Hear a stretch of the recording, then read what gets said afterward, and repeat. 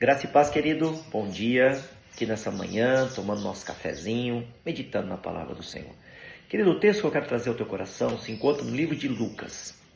Falar das coisas que Jesus ele fez, que Jesus falou e daquilo que Jesus ensinou é algo tremendo, querido. O texto de Lucas, ele vai falar de histórias. Eu gosto de histórias. E Jesus, quando ele falava em parábolas para que a gente pudesse tentar interpretar da melhor maneira possível. No texto de Lucas, ele vai falar de coisas perdidas. Ele vai falar da ovelha perdida, ele vai falar da dracma perdida e ele vai falar de um filho perdido. E é sobre esse filho que eu quero trazer ao teu coração, querido. A Bíblia vai dizer essa história de um pai com 2 filhos e diz que o filho mais novo decide ir embora. Ele decide pedir aquilo que ele tinha, aquilo que era herança, aquilo que era promessa, e ele decide ir embora. E a pergunta é, por que ele quer ir embora? Às vezes a gente olha, querido, e a gente vai julgar as pessoas. Nós vamos julgar esse filho. O filho estava na casa do pai, o filho tinha honra, o filho tinha provisão. E por que esse filho, ele quer ir embora? Aqui, querido, é algo que nós precisamos aplicar ao meu coração e ao teu coração. Todo ser humano tem sentimento. E o inimigo das nossas almas, ele sabe disso. E ele trabalha no campo do sentimento. Ele começa a colocar sentimentos em nosso coração como setas lançadas para que a gente perca a direção. Para que a gente perca o propósito de Deus tem para com as nossas vidas.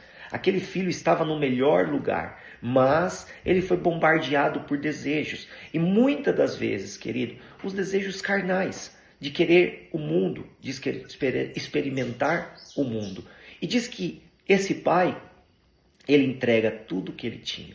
Aquele filho foi viver a vida. Imagina, querido, nos dias de hoje, um jovem de 18, 20 anos de idade, cheio de dinheiro, cheio de vida, bonito, belo. Como foi a vida daquele jovem? Amigos, balada, curtição. Ele torrou todo o seu dinheiro. E depois, quando o dinheiro acabou, diz que sobreveio fome naquela terra. E aquele que era filho estava jogado à traça. Aquele que era herdeiro não tinha mais nada. Diz que aquele homem ele foi trabalhar com o pior serviço daquela época, que era uma humilhação para um judeu, apacentar porcos. Até que um dia a ficha dele cai. E ele lembra. Ele lembra que ele é filho. Ele lembra que ele tem um pai. Mas aqui começa o segundo desafio na vida desse jovem. Porque quando cai a ficha sobre a nossa mente, querido, o nosso coração vai ser tomado de sentimento. E o sentimento de orgulho, de não querer dar o braço a torcer. Mas aquele jovem, ele chegou numa situação tão deprimente que ele não tinha outra saída. Ou ele tiraria a sua vida, ou ele retornaria para a casa do pai. E ele diz, eu pequei. Ele reconheceu.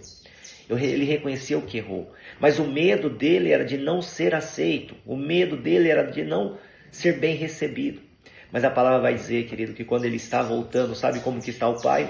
O pai está de pé, de olhos para o lado que ele poderia vir, o pai está esperando. E é isso que Deus ele quer falar ao teu coração, querido. O Senhor ele conhece a minha realidade e a sua realidade. E pode ser que por algum momento nós ficamos para o caminho, nós paramos, mas Deus está dando a chance nesse ano de 2025 de nós voltarmos, de nós recomeçarmos, querido. Estamos vivendo os dias proféticos poderosos. E eu te convido, querido, saia deste ambiente que não pertence mais a você e volta para a presença de Deus. Volta para os braços de Deus. O pai estava de braços abertos esperando. O filho chega dizendo, só quero ser servo. E o pai diz para ele, não, você é filho. Porque os nossos erros, querido, não anulam a promessa. O Senhor conhece o nosso coração. Tem consequência, com certeza, mas não anula a promessa que Deus fez. Então essa manhã, a palavra é para o teu coração. Eu estou feliz, porque o que estava perdido foi achado. O que estava perdido está sendo achado. Este ano é um ano de recomeço e é um ano de viver a promessa. Deixe essa palavra entrar no teu coração. Se levante e volte para o propósito. Deus abençoe um dia de vitória.